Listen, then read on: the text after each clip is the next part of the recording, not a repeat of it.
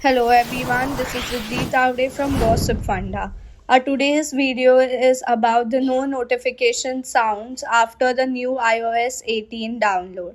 Let us look at a few troubleshooting steps to resolve this. First step is to go to the settings and then scroll down to sounds and haptics.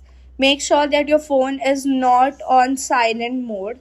Then use the slider in the ringtone and alert section to increase the volume. Also, make sure that your text tone is not set to none, but it should be to a default setting so that you can hear the notification sound. Step 2 is to again go to settings and scroll down to the very end and click on apps. Now go to the apps whose notifications are not working. For example, we go to Instagram.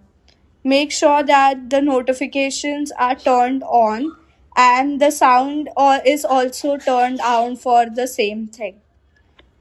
Step number 3 is to make sure that your phone is not on mute. So slide up the first button on the left side of your phone to remove the phone from the mute setting. The very last step is to restart your phone. For this you need to long press the volume up and volume down button simultaneously with the power button. Thank you.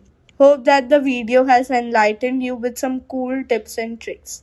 Do like, share and subscribe to our channel Gossip Funda.